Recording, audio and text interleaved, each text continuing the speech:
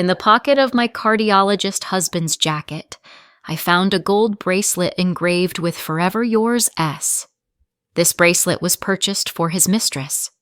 Today, at the Crestwood Hospital Charity Gala, I will transform their elegant dinner into a scene of public exposure, projecting evidence of a 14-month affair between my husband and a respected neurologist onto a screen before all of Boston's medical elite. My name is Eleanor Whitmore, and for 12 years, I believed I was living the American dream in Crestwood Hills, Massachusetts. As a senior data analyst at Carver & Stone, I was the firm's secret weapon, unraveling corporate fraud with an uncanny ability to spot patterns in chaos.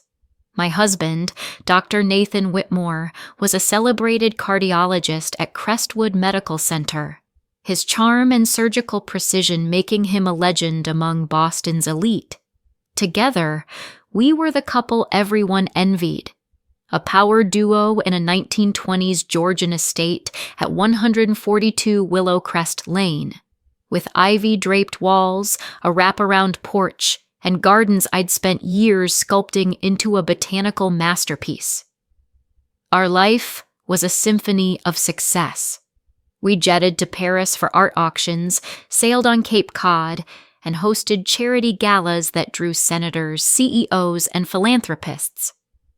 Our dinner parties were legendary, candlelit affairs with hand-painted porcelain, curated wine pairings, and menus tailored to every guest's palate. Our marriage, built on intellectual respect and shared ambition, seemed unshakable. We'd faced challenges, my fertility struggles, Nathan's grueling surgical schedules, but we always emerged stronger, or so I thought. Friends called us the golden couple, the blueprint for modern love.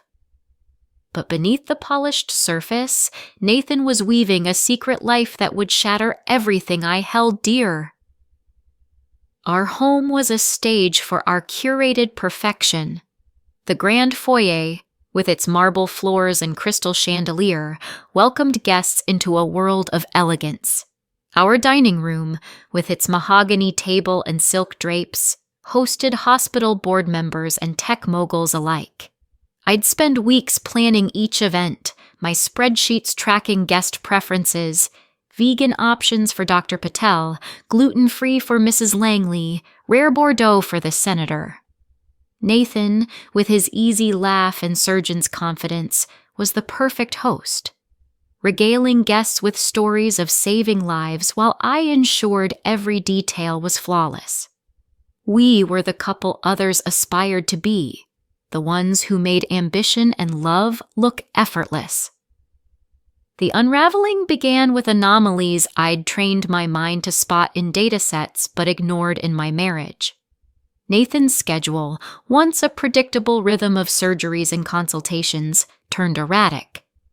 Emergency procedures popped up at odd hours, 2 a.m. calls that kept him at the hospital until dawn. Weekend conferences multiplied, with Nathan jetting off to Rochester, Burlington, or Providence for what he called career-critical events. He'd return home freshly showered, citing hospital hygiene protocols, but I noticed a new cologne. Sharp, expensive, nothing like the cedarwood scent he'd worn for years. His phone, once casually shared, became a guarded fortress, always face down, buzzing with notifications he'd check with a guarded glance. I dismissed these as the natural evolution of a 12-year marriage. Nathan was ambitious, I told myself. His late nights and frequent trips were the price of his rising star. But my analytical mind, honed by a decade of catching corporate liars, registered patterns that didn't add up. His conference stories were vague. Mentions of boring lectures or subpar hotels lacked the detail he'd once shared about surgical techniques or patient cases. Our Sunday brunches, sacred rituals where we'd cook together, braising short ribs or perfecting soufflés, became solo affairs as Nathan fielded urgent calls or disappeared to review case files in his home office, a mahogany-paneled sanctuary I rarely entered. Physical changes were subtle but telling. Nathan's wardrobe shifted. New tailored suits from Savile Row, silk Hermes ties, a Patek Philippe watch that cost more than my car. He'd laugh it off, saying he needed to look the part for high-profile patients. But the extravagance felt performative. His grooming became meticulous. Weekly barber visits, a new skincare routine with serums and masks, even manicures, which he'd once mocked as frivolous. Most damning was his emotional distance. The man who'd once dissected my fraud cases with fascination, grilling me on shell companies or offshore accounts, now gave distracted nods, his eyes glazing over when I shared my work. Our late-night talks, once the heartbeat of our marriage, dwindled to logistics and pleasantries. I tried to rationalize it, sitting alone at our marble kitchen island, sipping coffee from a porcelain cup. He's under pressure, I told myself. Cardiology is demanding. But the anomalies piled up. Nathan's phone was now password protected, a departure from our open digital policy. He'd take it to the bathroom, a habit he'd never had. His laptop, once left open on our dining table, was now locked with complex passwords. Credit card statements showed odd charges. $1,200 dinners at Le Ciel in Hartford, $900 hotel stays in Burlington, none matching his conference itineraries. When I asked, his explanations were polished but vague. Client dinners with hospital donors, he'd say, or last-minute venue upgrades for networking. The emotional disconnect hurt most. Nathan was still affectionate, kissing my forehead, squeezing my hand, but it felt rehearsed, like a performance of the husband he used to be. Our conversations, once vibrant debates about psychology or ethics, became superficial. He'd forget details about my cases, like the pharmaceutical fraud I'd cracked that made national headlines. Once, he'd have pored over every detail, sketching flowcharts of money trails on napkins. Now, he'd change the subject, claiming exhaustion. I began to feel like a ghost in my own marriage, haunting a life that no longer belonged to me. The truth crashed into me on a rainy November evening, the kind where the world feels heavy and gray. I was packing Nathan's suitcase for a supposed conference in Syracuse, a task I'd done countless times with pride in my attention to detail. As I checked the pockets of his navy blazer, my fingers brushed a velvet jewelry box. Inside was a delicate gold bracelet, its clasp engraved with "Forever Yours, S." My heart stopped. My name is Eleanor, and our anniversary was 6 months away. Tucked inside was a receipt from a Newport boutique. Dated for a weekend, Nathan claimed he'd spent in a dreary Albany hotel, complaining about stale coffee and fluorescent lighting. I stood frozen in our bedroom, rain drumming against the windows like a metronome to my racing thoughts. This wasn't a gift for me. S was someone else, someone Nathan was meeting on these secret trips. My analytical instincts kicked in, overriding the nausea threatening to overwhelm me. I photographed the bracelet and receipt with trembling hands, then returned them exactly as I'd found them. Confronting Nathan now would only give him a chance to lie, to spin a story I might want to believe. I needed evidence, irrefutable, airtight proof of his betrayal. The woman who'd spent a decade catching corporate criminals was about to turn her skills on the man she loved. I sat on the edge of our king-sized bed, surrounded by the trappings of our perfect life.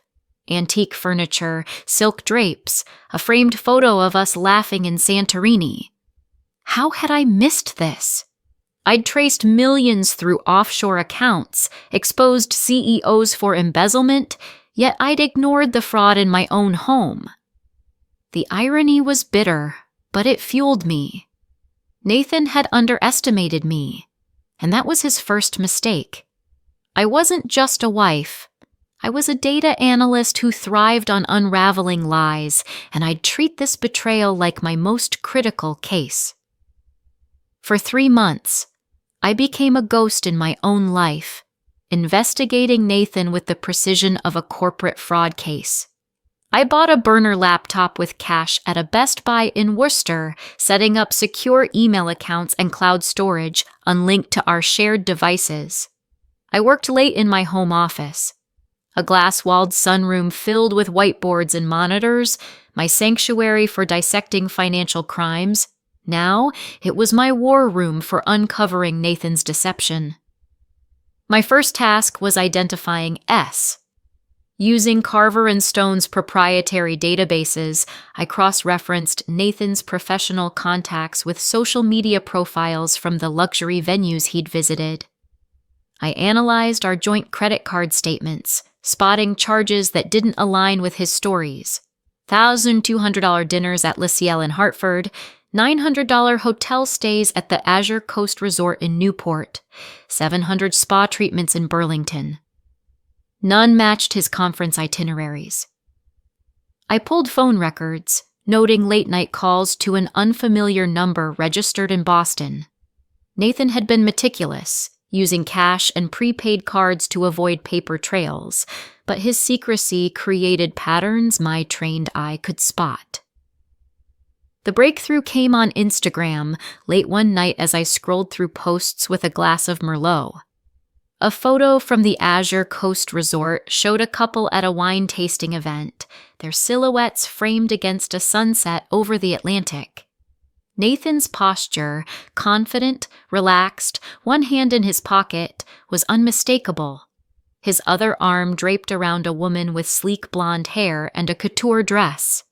Her profile led me to Dr. Sophia Langley, a neurologist specializing in traumatic brain injuries.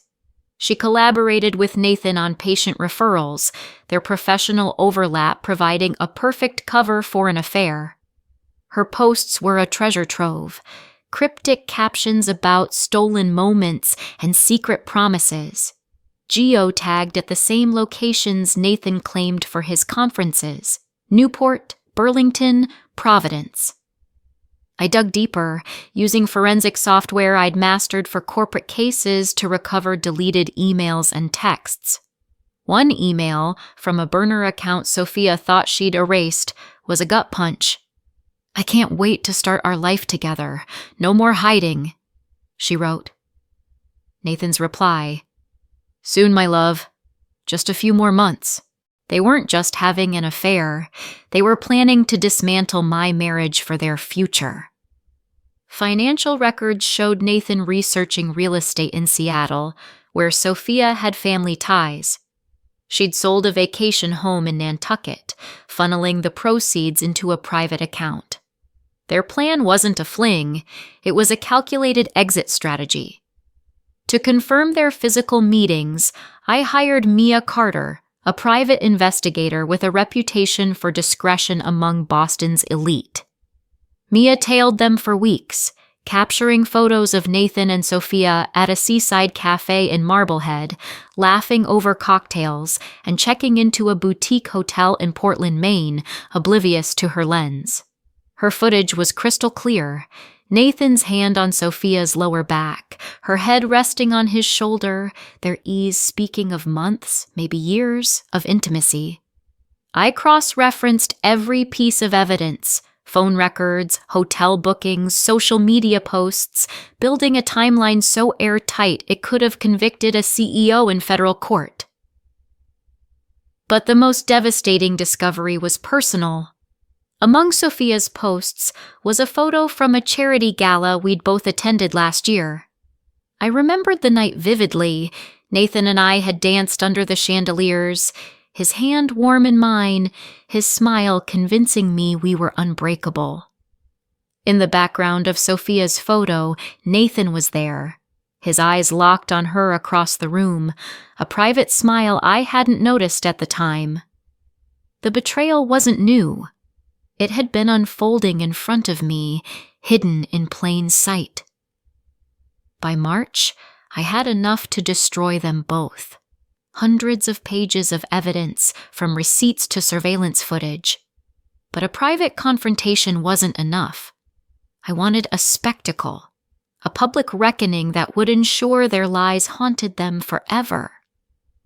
I wanted Nathan and Sophia to feel the weight of their deception in front of the people they'd fooled, their colleagues, their peers, and Sophia's husband, Dr. Ethan Langley, a pediatric surgeon whose social media painted him as a devoted family man, oblivious to his wife's betrayal.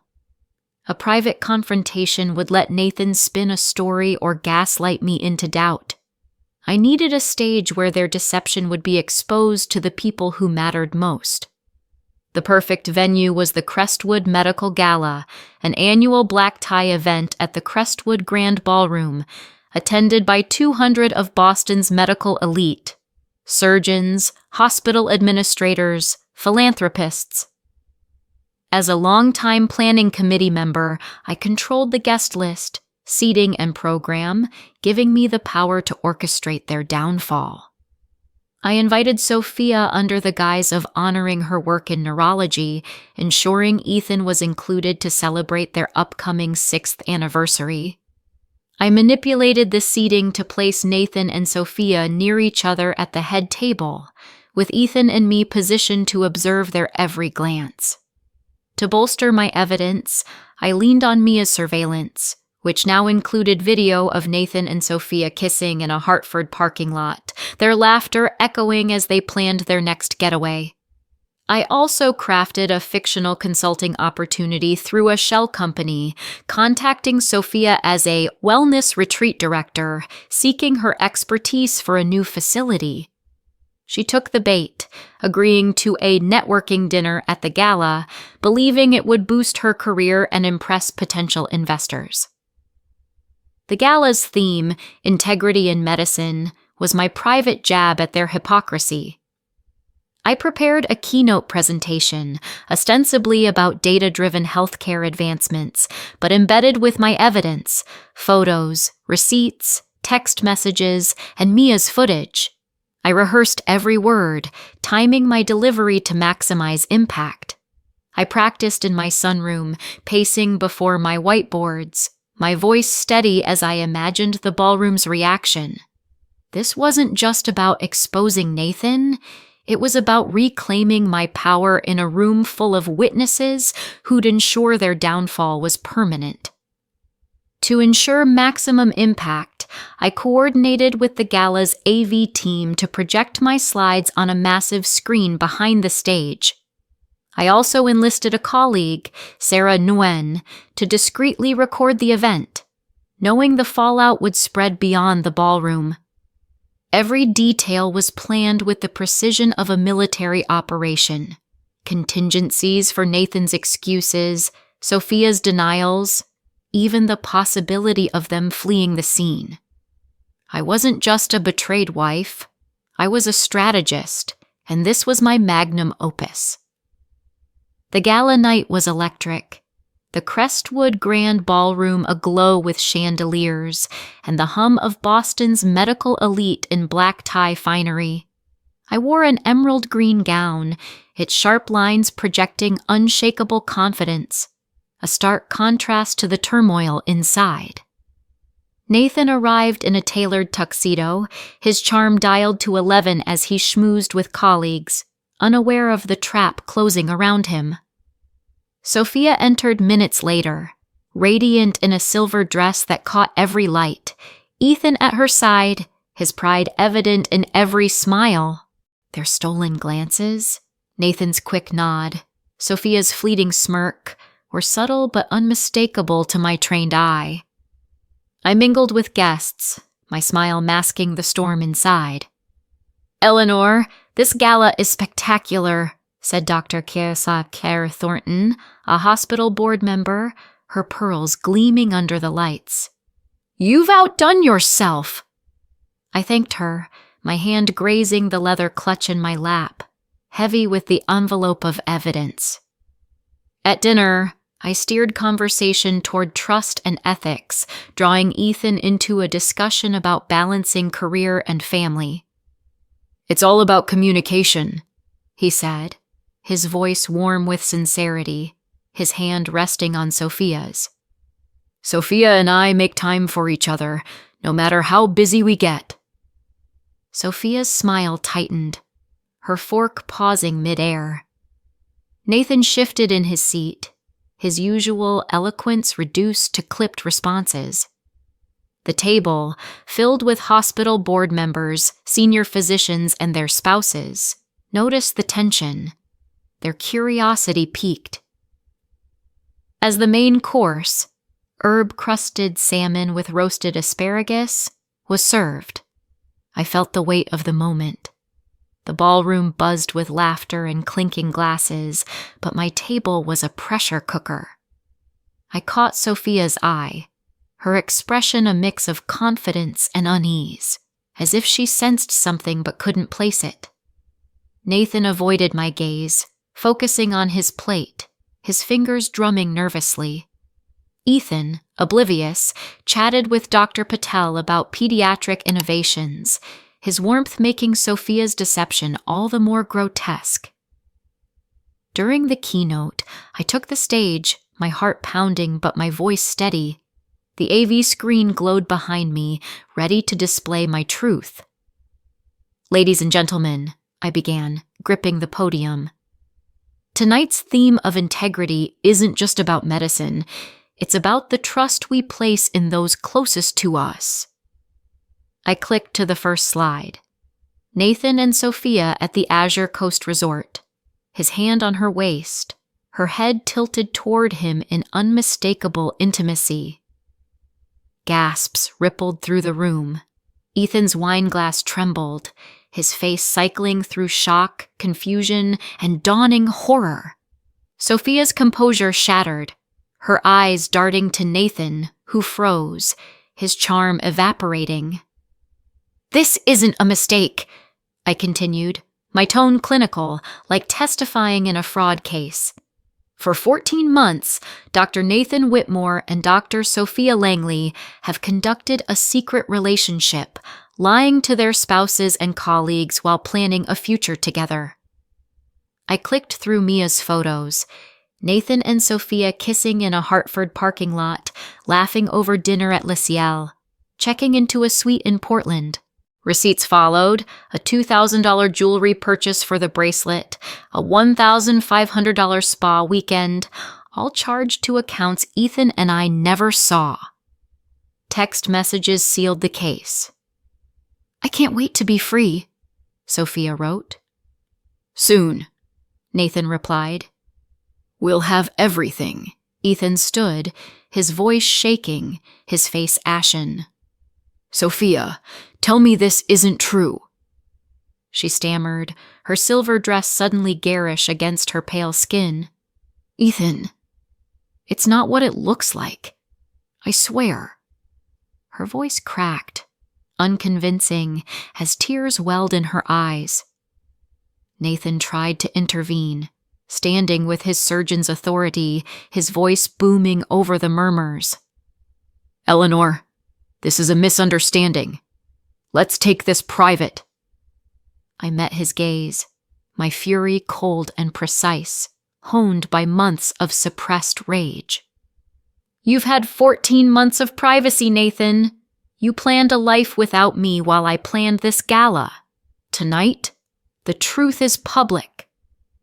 I turned to the audience, my voice carrying across the silent ballroom, now a theater of shock. "This isn't just personal betrayal. It's a violation of the trust we uphold as professionals. These are the people saving your lives, making decisions that affect us all. Ask yourself, can you trust them?" Phones emerged, whispers spread, and the room became a live wire of intrigue. Dr. Thornton's jaw tightened, her eyes narrowing at Sophia. Dr. Patel shook his head, muttering to his wife. Ethan walked out, his shoulders slumped, leaving Sophia stranded. She tried to follow, but Dr. Thornton blocked her path, her voice low but firm. "Sit down, Sophia. You've done enough."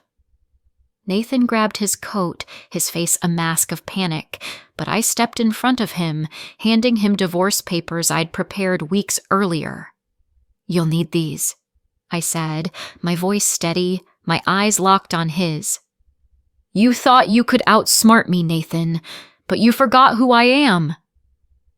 He took the papers, his hands shaking, and stormed out, the ballroom's eyes following him. The fallout was instantaneous.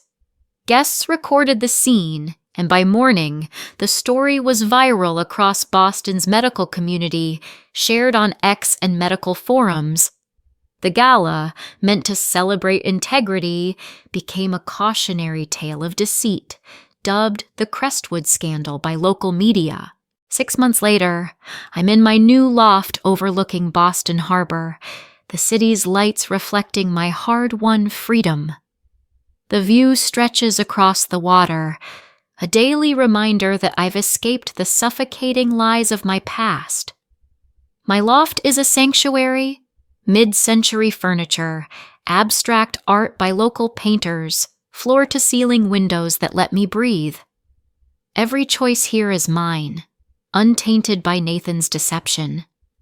I've replaced the heavy elegance of Willow Crest with clean lines and open spaces, a physical manifestation of my new clarity. The gala's aftermath was a controlled explosion. Nathan's career imploded within weeks. Crestwood Medical launched an ethics probe, uncovering falsified consultation records and misuse of hospital resources to facilitate his affair. He'd scheduled unnecessary follow-ups to create opportunities to meet Sophia, billing insurers for services never rendered. His privileges were suspended, and the Massachusetts Medical Board restricted his license, rendering him unemployable as a cardiologist.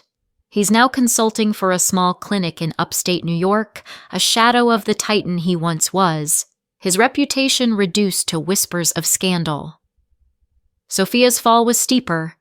Ethan's legal team, armed with my evidence, exposed her overbilling insurance companies to fund her lifestyle with Nathan, leading to criminal charges and an 18-month prison sentence. Her practice collapsed, her neurology credentials revoked after the board found she'd manipulated patient referrals to benefit her affair. Her social media, once a showcase of elegance, was deleted, but screenshots of her posts circulated online, cementing her infamy. Ethan filed for divorce the week after the gala, but he reached out to me days later, his voice steady despite his pain. "We didn't deserve this, Eleanor," he said over coffee at a quiet cafe near the harbor, his eyes heavy with grief. "But we'll come out stronger." Our weekly coffee dates have become a lifeline, two survivors rebuilding trust in a world that betrayed us. Ethan's kindness, his quiet strength, his refusal to let bitterness define him has been a revelation. We're not romantic, not yet, but our friendship is a cornerstone of my new life, built on honesty rather than illusion. My divorce was swift. Nathan's financial ruin left him with little to fight for, and I retained most of our assets under Massachusetts's equitable distribution laws. I sold the Willowcrest house the day the papers were signed, its memories too heavy to carry. The proceeds funded my loft and a new venture, a consultancy at Carver & Stone specializing in matrimonial fraud. Clients, mostly women, seek me out, knowing I understand both the numbers and the heartbreak of betrayal. I've helped dozens uncover hidden assets, secret relationships, and financial deceptions, my reputation soaring as the woman who sees through lies. The firm promoted me to partner, and my caseload is now a mix of corporate fraud and personal betrayals, each case fueling my sense of purpose. Tonight, As I sip Pinot Noir on my balcony, the harbor sparkling below, I reflect on the journey. The woman who missed the lies in her own home now sees patterns everywhere: financial, emotional, human.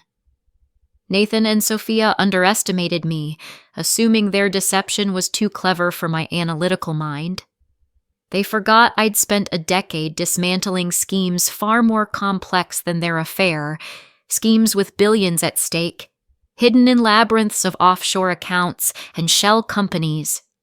Their mistake was thinking a data analyst's skills couldn't translate to matters of the heart. I've learned to trust my instincts, to question perfection, and to wield truth like a scalpel. My new life is built on authenticity. No more blind spots, no more excusing anomalies. I approach friendships and potential romances with the same rigor I bring to my cases, verifying intentions, testing patterns. It's not cynicism. It's clarity, hard-earned and fiercely protected. Tomorrow, I start a new case. A tech CEO hiding assets offshore to fund a secret life with his assistant. The wife, a quiet woman with sharp eyes, reminds me of myself 6 months ago. I'll unravel his deception with the same precision that exposed Nathan and Sophia, my pulse quickening at the challenge. I'll sit across from her, spreadsheets and bank records spread out, and show her the truth she suspects but fears. I'll guide her through the wreckage, just as I guided myself, proving that betrayal doesn't define us, it refines us. Justice, I've discovered, is sweetest when served with evidence, timing, and an audience that ensures the guilty never forget. Nathan and Sophia thought they could rewrite my story, but I took the pen back, crafting a narrative of triumph that resonates far beyond Crestwood Hills. This isn't just my story. It's a warning to betrayers everywhere. The woman who catches liars for a living is always watching, and her vengeance is as meticulous as her love once was. Did you like the story? Write your opinion in the comments. Don't forget to subscribe to the channel and turn on notifications so you don't miss the next interesting story. See you tomorrow.